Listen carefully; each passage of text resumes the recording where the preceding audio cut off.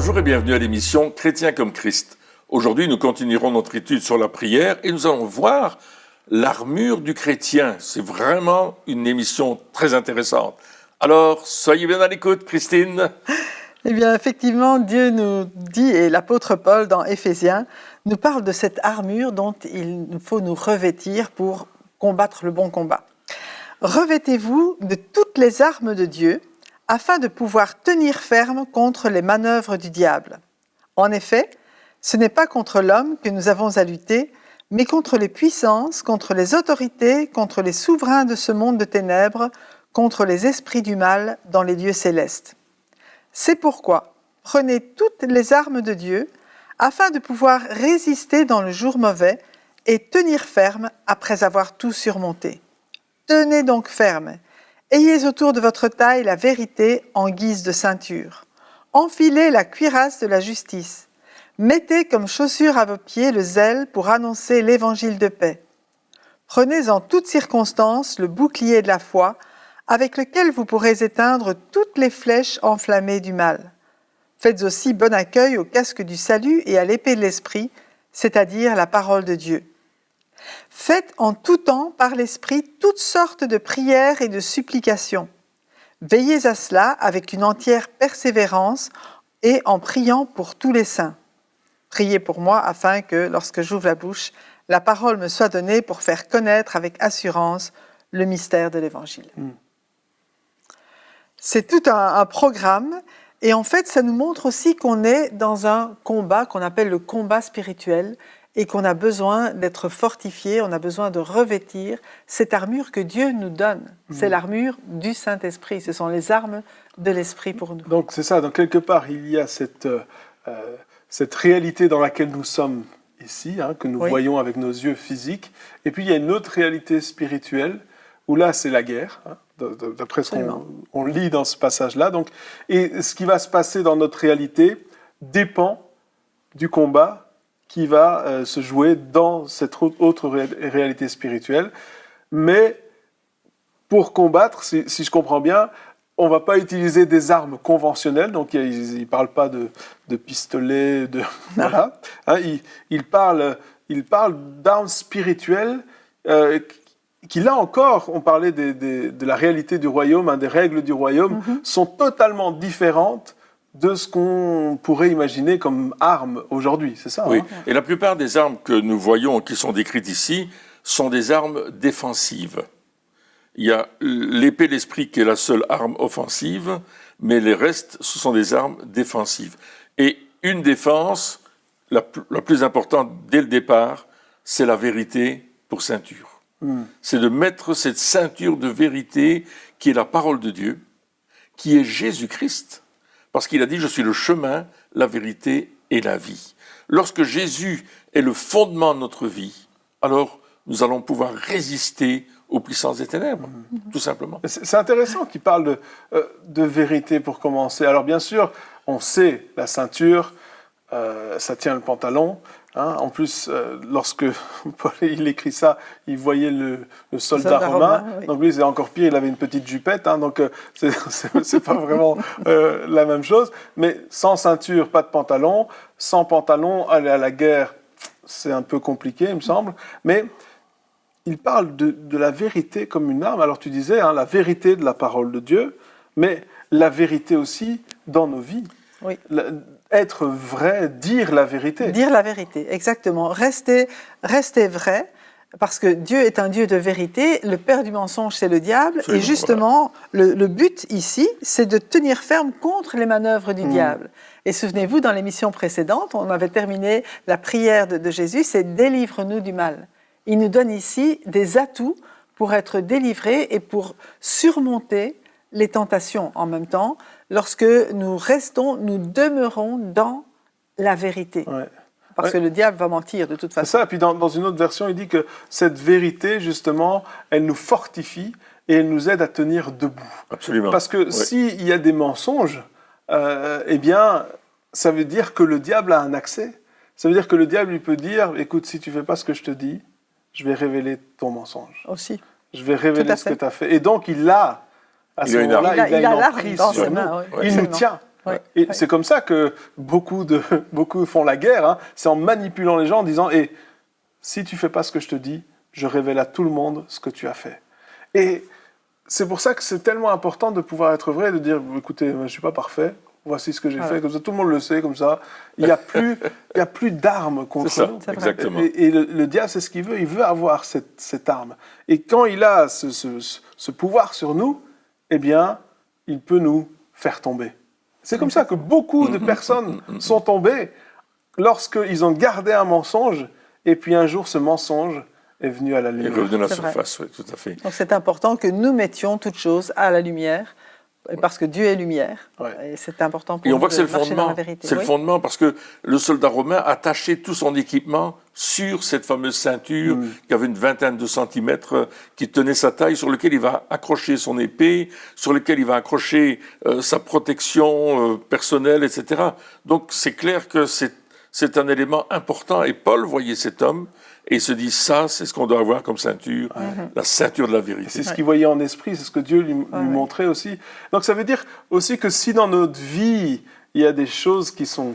C'est des mensonges, des choses qui sont cachées. Et même, souvent, c'est... Alors, on dit oui, mais c'est pour le public, etc. Non, ça commence dans le couple, dans le mariage. Hein, ça commence, avec Dans la famille. Dans la famille. Ouais. Ça, eh bien, ce n'est pas sain. Ce n'est pas sain. Et il vaut mieux dire les choses, quitte à... Voilà, à ce que ça éclate. À ce que ça éclate un bon coup. Et puis demander à Dieu de pouvoir restaurer, plutôt que de cacher. Et de toute façon, la Bible nous dit que toute chose qui est cachée viendra un jour à la lumière.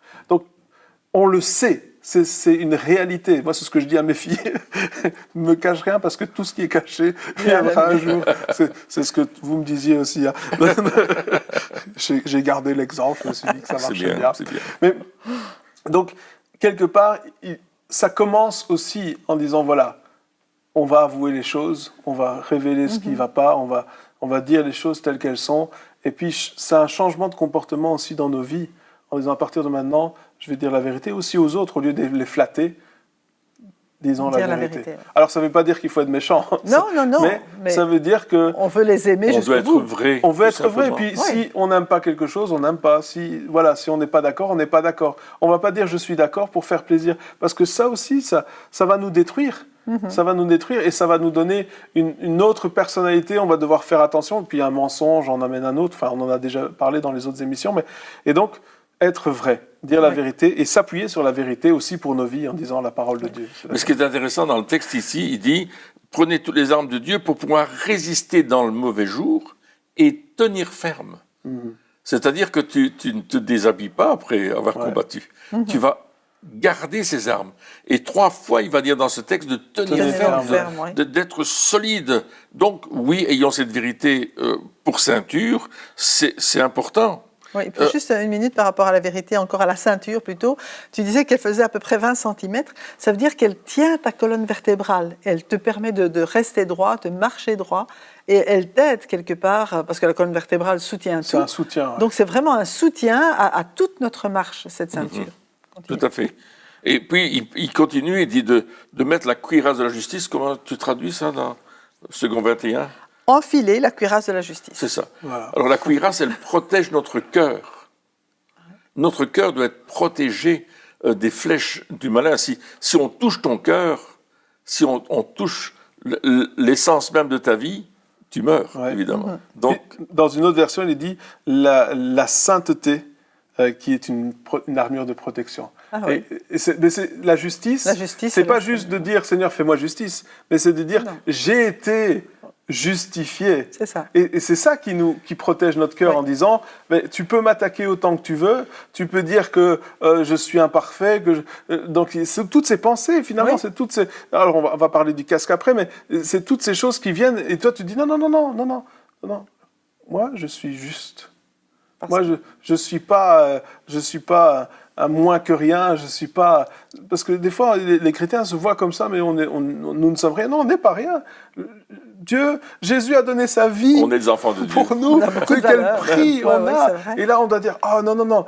j'ai de la valeur, je sais qui je suis, Amen. j'ai cette identité. Tout à Et fait. l'identité, moi j'aime beaucoup le tennis. Et dans le tennis, lorsqu'ils jouent, c'est pas tant leur qualité physique qui leur permet de gagner, Ouais. mais c'est leur qualité mentale. C'est-à-dire que s'ils savent qui ils sont, qu'ils connaissent leurs capacités, qu'ils ont des cours, de, alors évidemment ça va trop loin, mais il y a des cours pour savoir de force mentale. Et quelque part, on peut être fort, on peut avoir la meilleure parole de Dieu, qu'on ait prononcé la parole de Dieu à tout vent, mais si on ne sait pas qui on est, si on n'a pas conscience qu'on a été justifié, que voilà, on n'a rien à prouver quelque part. Et ça protège notre cœur. Et le cœur, bien sûr, comme tu disais, c'est primordial. La Bible dit que Jésus, c'est notre justice. Il est notre justice. Donc je ne viens pas en disant « je suis juste parce que je me suis rendu juste ». C'est ça. Je viens parce que Jésus m'a rendu juste. Amen. Et l'ennemi peut venir faire tout ce qu'il veut. Je dis non, Jésus. La vérité, Jésus. La justice, Jésus. Ouais, tu restes là, quoi. Cette armure nous vient de Dieu. Amen. J'enfile Jésus qui est ma justice. C'est ça. J'ai été justifié. J'ai plus rien à prouver. Au lieu de me battre pour dire je dois prouver quelque chose, il faut absolument. Je dis non. Regarde, j'ai reçu cette cuirasse de justice. J'ai été justifié. Qu'est-ce que tu vas me dire? Dieu me voit juste en Jésus. Exactement. Alors, mettez comme chaussure à vos pieds le zèle pour annoncer l'évangile de paix. Donc là, il y a quand même quelque chose à faire. On a besoin de ce zèle, on a besoin vraiment d'être renouvelé, je vais dire, par le zèle, aussi par le Saint-Esprit, qui nous permet d'annoncer l'évangile, de ne pas rester cloîtré sur soi-même. Mais là, on peut quand même dire que c'est une arme offensive aussi, d'annoncer l'évangile. Mais Jésus disait, le zèle de ta maison me dévore. Ouais. Il disait, c'est le zèle, j'ai le zèle, je suis porté par quelque chose. Rien ne peut m'arrêter, c'est ça. Il faut revêtir les bonnes chaussures, il faut revêtir les chaussures qui sont adéquates pour l'œuvre que je dois faire. Je ne vais pas commencer à mettre si je suis une femme, mettre des hauts talons, essayer d'aller annoncer l'évangile toute la journée avec des hauts talons, je ne vais jamais y arriver. Certainement, je vais me sentir mal.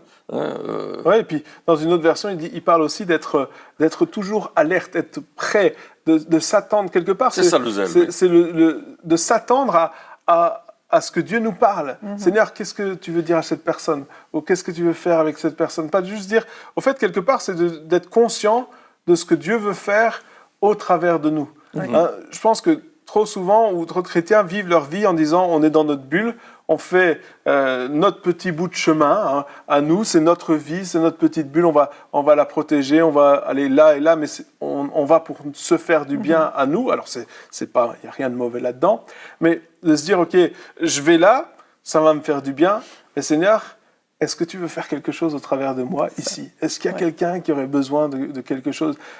Être attentif, être zélé, c'est aussi être attentif en disant « je suis prêt à l'action, je suis prêt à annoncer les bénédictions, à donner la paix aussi. » C'est pas juste dire alors évangéliser, c'est très bien, donc il faut le faire, et ça fait partie du lot, mais des fois, c'est juste pour dire des paroles d'encouragement ou des paroles de paix.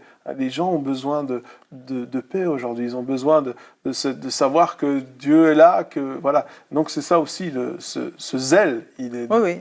Le zèle d'aller vers les autres et de démontrer le royaume de Dieu autour de nous. C'est quand même des armes bizarres.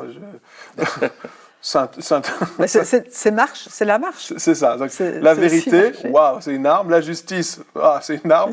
Le zèle, c'est une arme. C'est vraiment la mentalité du royaume. Oui. Et puis il nous parle du bouclier de la foi. Oui, le bouclier de la foi pour éteindre tous les traits, toutes les flèches de l'ennemi. Et qui sont des flèches enflammées. Donc l'ennemi, il va pas venir avec rien du tout là. Il nous attaque vraiment. Mais ce qui va nous permettre de résister, c'est justement de dire, il est écrit. Jésus a résisté au diable lorsqu'il était tenté dans le désert en disant, il est écrit. Il est écrit. Donc, lorsque nous connaissons cette parole de Dieu dans notre cœur, lorsque nous avons des réserves de parole dans notre cœur et que le diable vient nous dire quelque chose, mais qui est un mensonge, peut-être déguisé, parce que quand il parlait à Jésus, il lui déguisait des choses, il lui faisait briller les bonnes choses, disant, mais si tu fais ça, je te donne ça, et puis tu vas voir, adore-moi, et puis je te donnerai tous les royaumes, tu vas devenir, ça n'a pas besoin de passer par la croix, tu vas tout avoir. Et Jésus a dit, non, il n'est pas question de ça, là, tu adoreras seulement le Seigneur ton Dieu, et pas toi, là. Ouais, notre foi qui est établie sur la parole de Dieu. Absolument. Et la foi, comme on en a déjà discuté, c'est cette confiance en Dieu, Seigneur, je veux mettre ta confiance. Et il y a une version aussi qui dit, donc on parle du bouclier, mais là, il parle carrément d'un bouclier qui est tout autour. C'est-à-dire que ce n'est pas juste un bouclier devant, il parle d'un bouclier qui nous entoure. Ouais. Et pourquoi ? Parce que ces flèches, elles sont réelles, c'est-à-dire qu'une flèche enflammée n'est pas juste faite pour blesser, mais elle est faite pour détruire. Oui. Le feu, à cette époque-là en tout cas, ça, encore aujourd'hui, mais plus avant, qu'il n'y avait pas les trucs anti-incendie.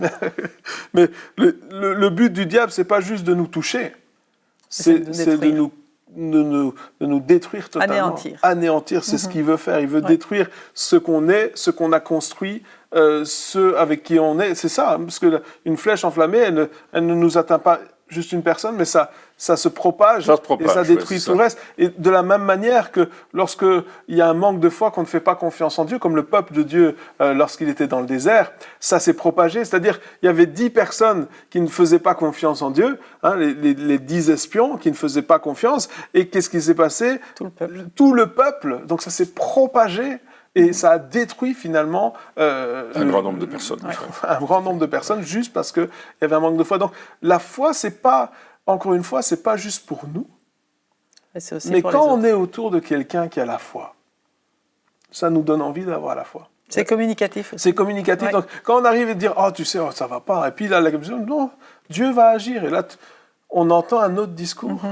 On entend et donc nous aussi, on doit avoir cet autre discours. Parce que justement, ça va se propager, ça va nous entourer, ça va entourer les autres. Mais c'est intéressant ce que tu dis, parce que l'armée romaine, lorsqu'elle elle combattait, tu allais penser la même chose. Exactement pareil. Les boucliers étaient faits de telle façon qu'ils pouvaient s'emboîter l'un dans l'autre. C'était construit comme ça. Et lorsqu'ils allaient au combat, évidemment, non seulement ils faisaient la tortue, on appelait la tortue, ils avaient au-dessus, Oui, c'est ça. Donc ils étaient entourés et au-dessus aussi. Et donc c'est pas tout seul. Exactement, c'est ça que je voulais dire. C'est vraiment un combat. Le combat spirituel, c'est le combat de l'Église. C'est le combat de l'Église qui a revêtu Christ et qui est prêt à aller à la bagarre pour dire au diable, t'es un menteur et tu vas reculer. Parce que l'armée romaine, elle était une armée d'invasion. Ils ont conquis, c'était des conquérants, ils ont conquis un tas d'endroits. Et c'est ça aussi que ton règne vienne. C'est conquérir le monde pour Jésus, pour que les gens viennent à Jésus et qu'ils deviennent des personnes nées de nouveau avec la vie et la puissance de Dieu. Donc, c'est vrai qu'on doit mettre à nos pieds des chaussures de zèle. Moi, je reviens à ces chaussures où le soldat romain avait les meilleures chaussures du marché en tant qu'armée.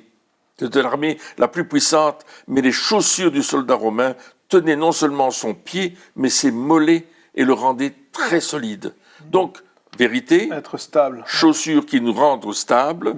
Je ne cloche pas à gauche et à droite. Mes chaussures sont bien attachées. Je sais qui je suis. Je connais mon autorité. Je vais prendre cette autorité. La cuirasse de la justice qui protège mon cœur, qui protège toute ma vie, tout compte fait. Et puis, je vais plus loin. Le bouclier qui me protège moi, mais qui protège les autres. Qui est renforcé. Les uns renforcent les autres. C'est ça. C'est pourquoi il est dit souvent dans la parole de Dieu, encouragez-vous les uns les autres, fortifiez-vous, édifiez-vous, exhortez-vous. Donc on a besoin aussi les uns des autres pour que notre foi puisse grandir et voir du fruit. Et c'est ce qui est important aussi, c'est, je veux dire, quand on rend témoignage de ce que Dieu fait dans notre vie, là aussi les autres peuvent dire, tu as fait ça, mais il peut le faire aussi pour moi. Donc on est encouragés les uns par les autres. Alors, le bouclier de la foi avec lequel vous pourrez éteindre toutes les flèches enflammées du mal, toutes. Donc il peut dire n'importe quoi. Toutes. Je crois à la parole de Dieu. Amen. D'accord ? Faites aussi bon accueil au casque du salut. Donc le casque, c'est lui qui va protéger mes pensées. Et en fait, le combat spirituel, c'est beaucoup un combat dans les pensées, qui se traduit aussi par des paroles et par des actes. Mais le diable, il vient toujours là-dedans. Il vient nous suggérer des choses qui ne sont pas vraies, et notamment, une de ces suggestions, t'es pas sauvé.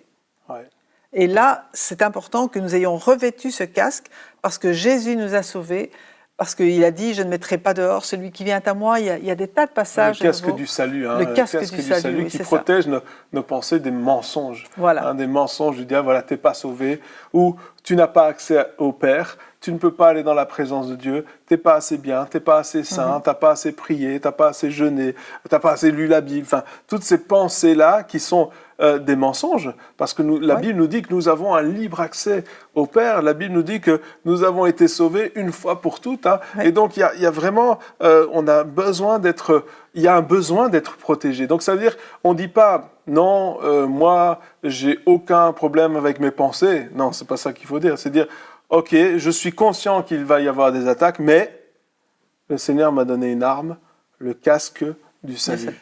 Et là encore, c'est Jésus, Yeshua, Dieu sauve. Hein, c'est ce salut qui est là. Et ce casque, il faut bien l'attacher. Il faut que j'ai cette certitude que je suis sauvé par la grâce, non pas par mes œuvres, non pas parce que je suis un tel ou un tel, je suis sauvé parce que Dieu me fait grâce, il me pardonne mes péchés. Et ça, c'est à cause de son sang qui était versé à la croix.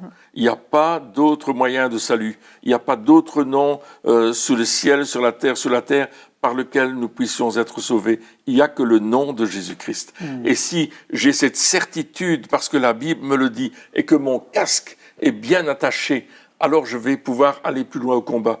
Moi, j'ai vécu une expérience quand j'étais à l'armée, ici en Belgique, quand j'étais plus jeune, on était obligé de faire notre service militaire. Et puis, on faisait un exercice d'assaut et on devait tirer sur des cibles mouvantes. Et puis, on est parti et on avait un sous-casque et un casque. Et puis, j'avais tout attaché, mais j'avais mal attaché. Et à un certain moment, quand j'ai voulu tirer sur la cible, mon casque, pouf, il est tombé devant mes yeux. J'ai plus rien vu. Ah ouais, c'est un peu plus compliqué, là, tout d'un coup. Et là, on voit moins bien. J'ai dû arrêter, je pouvais plus avancer, je pouvais plus rien faire. Si notre casque du salut est mal attaché, le diable va tout faire pour que je ne puisse pas aller plus loin. Mais je dois avoir la certitude dans mon cœur que Jésus est vraiment mon sauveur. Amen. Et que c'est le seul moyen de salut par lequel je peux recevoir la vie éternelle. Amen. Amen. Et puis cette arme offensive dont tu parlais, mais dont on a parlé beaucoup dans les émissions précédentes, l'épée de l'esprit, c'est-à-dire la parole de Dieu. Là, c'est vraiment Jésus, il a vaincu le diable vraiment à travers la parole de Dieu. C'est son épée. Quand il reçoit la parole et qu'il sait qu'on connaît la parole. Parce qu'en fait, l'arme du diable, c'est faire comme si on ne la connaissait pas. Et donc, il vient nous donner des tas de pensées. Et si on ne connaît pas la parole de Dieu, on va se laisser avoir. Mais si nous sommes fondés sur la parole, et si notre foi, elle est dans la parole de Dieu, le diable, il n'aura aucun impact. Parce que pour nous, nous savons que c'est la vérité. Et mieux, on va conquérir. Et on va conquérir. C'est-à-dire que, comme tu disais, je ne pense pas que le but de l'Église est de se défendre et de perdre du territoire petit à petit en essayant de résister un maximum à l'invasion du monde. Ça, ce n'est pas le plan de Dieu. Le plan de Dieu, il est tout autre. Le plan de Dieu, il est de dire, on avance et on proclame, voici ce que la parole de Dieu dit. Oui. Voici ce que la parole de Dieu... Je pense que souvent, on a cette mentalité de dire je vais essayer de garder ce que Dieu m'a donné et pas qu'on me le vole pas. Je vais un petit peu comme les talents, je vais le cacher, je vais essayer de garder ça jusqu'à la fin. Alors que finalement, ce que Dieu dit, non, le but il est pas là. Si tout ton argument c'est la défense en essayant de dire je vais garder, jamais tu vas penser à attaquer. C'est vrai. Tu vas juste rester sur tes pas en disant « Oh, on va juste essayer que Dieu pourvoie à nos besoins, mais juste les besoins et rien d'autre. » Alors que Dieu dit « Non, mets-moi à l'épreuve dans des choses encore plus grandes. » Et là, tu vas voir, gagne du terrain, va un peu plus loin. Mais les gens, souvent, les gens autour de nous vont dire « Non, qu'est-ce que tu fais? T'es fou, tu t'avances dans le vide, ça va pas aller. » Mais c'est la foi... Faire confiance à Dieu et proclamer sa parole. Qu'est-ce que Dieu nous dit? Qu'est-ce que Dieu te dit pour ta vie? Quel est le plan de Dieu? Alors, les appels sont différents, bien sûr, mais quel est le plan de Dieu pour ta vie? Qu'est-ce que Dieu dit? Et ce que Dieu dit, c'est ce que tu dois proclamer. C'est vrai. Et puis l'épée de l'esprit, on sait que la parole de Dieu, c'est une épée à deux tranchants. N'est-ce pas? Qui va séparer esprit et âme, qui va séparer nos sentiments par rapport à la pensée de l'Esprit Saint. Et trop souvent, nos sentiments dominent sur ce que l'Esprit nous dit de faire. Et ce que nous devons apprendre, c'est qu'est-ce que l'Esprit nous dit. Et avec cette parole de Dieu, qui est une épée à deux tranchants et qui coupe terriblement fort, c'est l'épée de l'Esprit. C'est pas notre épée, c'est son épée. Et c'est lui qui guide notre main. C'est pas nos paroles, c'est sa parole. Exactement, c'est ça. Et elle va nous conduire aussi, cette parole, à prier selon Absolument. la parole de Dieu. Oui. Et c'est pourquoi il nous dit, faites en tout temps par l'Esprit toutes sortes de prières Exactement. et de supplications. Donc c'est même pas seulement mes prières. Oui, c'est pas ma volonté que je dois prier. Non. C'est pas. C'est le Saint-Esprit qui nous conduit. Se laisser conduire par le Saint-Esprit. Et ça veut dire aussi, quelque part, qu'il faut être objectif.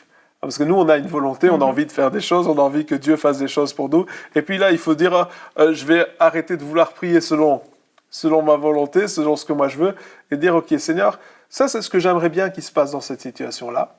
Ça, c'est ma volonté, je le sais, c'est moi. Mais toi, c'est quoi ta volonté, Seigneur ? Exact. Et commencer à prier ça. Et quand on fait cela, quand on laisse le Saint-Esprit nous guider, c'est à ce moment-là qu'on voit des résultats. Parce qu'on sait que l'on prie selon la volonté de Dieu. Et lorsque tu sais que tu pries selon la volonté de Dieu, eh bien, les résultats et ton assurance aussi, elle va être autre. Tu vas avoir une vraie assurance en disant non, je sais que c'est Dieu, et si c'est Dieu, alors je sais que ça va fonctionner, je sais que je vais pouvoir conquérir, je sais que je vais pouvoir avancer. Et là, il nous dit avec une entière persévérance. Au départ, il nous dit qu'il faut revêtir les armes pour surmonter les tentations, les épreuves, etc. Et tenir ferme. Et tenir ferme, alors là, et puis après il nous dit persévère. Donc même quand tu as tenu ferme, tu n'as pas fini encore. Oui, c'est ça. Il faut persévérer, il faut aller plus loin. Et il dit priez pour tous les frères et sœurs, priez pour tous les chrétiens.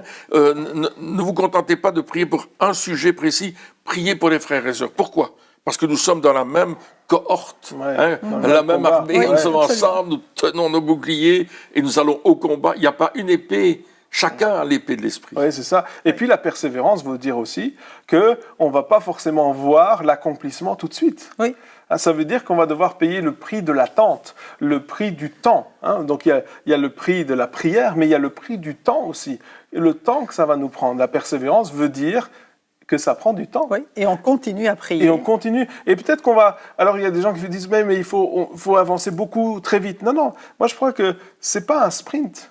C'est pas une course en tout cas collective, c'est pas juste de dire ouais moi je vais aller le plus loin possible. Non non, on va ensemble. Et une armée, lorsqu'elle marche ensemble, elle va beaucoup moins vite qu'un homme tout seul.